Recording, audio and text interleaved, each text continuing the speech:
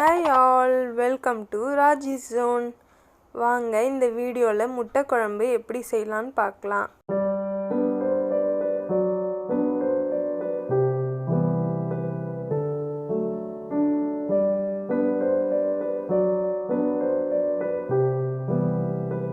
வாங்க முட்டை குழம்புக்கு தேவையான பொருள் என்னென்னன்னு பார்க்கலாம்.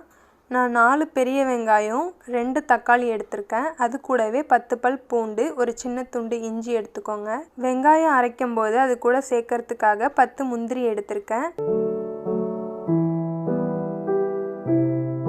நம்ம வெங்காயம் அரைக்கும் போது சேர்க்கறதுக்கான மசாலா என்னென்னு பார்த்துடலாம். ஒரு சின்ன டீஸ்பூன் அளவுக்கு பெருஞ்சீரகம், ஒரு சின்ன டீஸ்பூன் அளவுக்கு ஜீரகம். நான் எல்லாமே ஒரே டீஸ்பூனில் தான் எடுக்கிறேன்.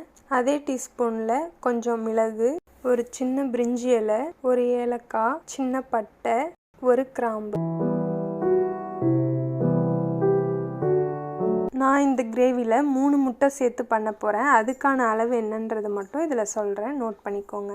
ஒரு மிக்ஸி ஜார் எடுத்துக்கலாம். அதில் நம்ம அரைக்கிறதுக்கு தேவையான பொருள்லாம் சேர்த்துக்கலாம்.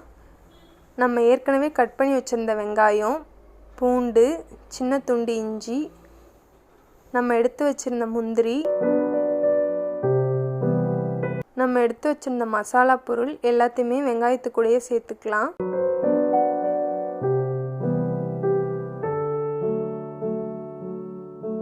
இதெல்லாத்தையும் மிக்சியில் அரைச்சி எடுத்துக்கலாம்.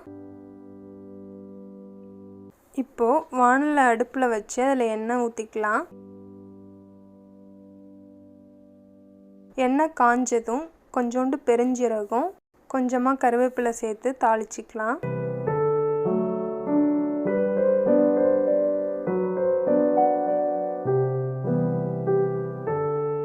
இப்போ நம்ம அரைச்சி வச்சுருந்த வெங்காய விழுதை இதில் சேர்த்துக்கலாம்.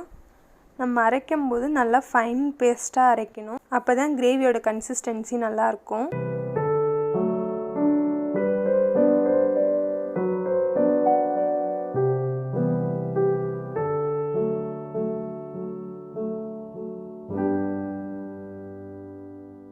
ஒரு நிமிஷத்துக்கு இதை நல்லா கலந்து விட்டுக்கலாம்.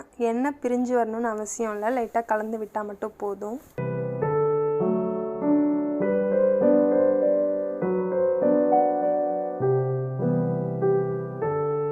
ஒரு நிமிஷத்துக்கு நல்லா கலந்து விட்டதுக்கப்புறம் நம்ம கட் பண்ணி வச்சுருந்த தக்காளியை பேஸ்ட்டாக அரைச்சி அது கூடயே சேர்த்துக்கலாம். இது ரெண்டும் நல்லா மிக்ஸ் ஆகிற அளவுக்கு கலந்து விட்டுக்கோங்க.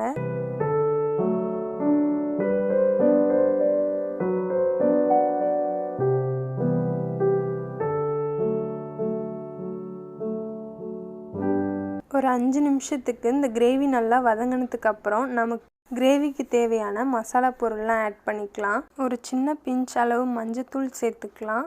அது கூடவே 1 டீஸ்பூன் அளவு Kashmiri red chilli powder, 1 teaspoon மல்லித்தூள், 1 டீஸ்பூன் கரம் மசாலா, கிரேவிக்கு தேவையான அளவு உப்பு சேர்த்துக்கலாம். இதை நல்லா கலந்து விட்டு ஒரு 2 நிமிஷம் கொதிக்க வச்சுக்கலாம். மசாலாவோட ரா ஸ்மெல் போகிற வரைக்கும்.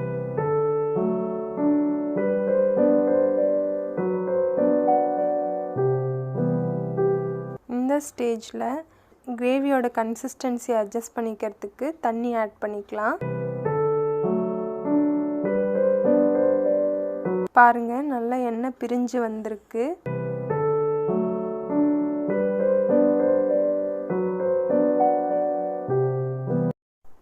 இந்த ஸ்டேஜில் நம்ம கிண்ணத்தில் ஃபஸ்ட்டு முட்டையை உடச்சி ஊற்றி அதுக்கப்புறம் பொறுமையாக கிரேவியில் ஆட் பண்ணிக்கலாம்.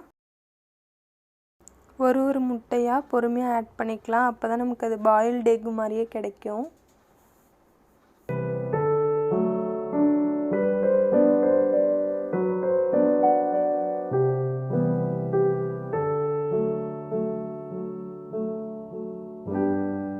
இப்போது மல்லி இலை தூவி மூடி வச்சிடலாம். ஒரு 5 நிமிஷம் மூடி வச்சோன்னா முட்டை நல்லா வெந்துடும்.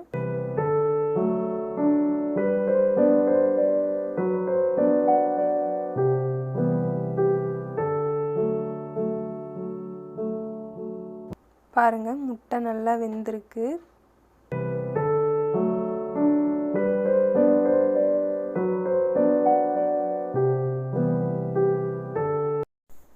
சுவையான முட்டை குழம்பு ரெடி. சப்பாத்தி, சாதம், பூரி எல்லாத்துக்குமே நல்லாயிருக்கும். ட்ரை பண்ணி பாருங்கள்.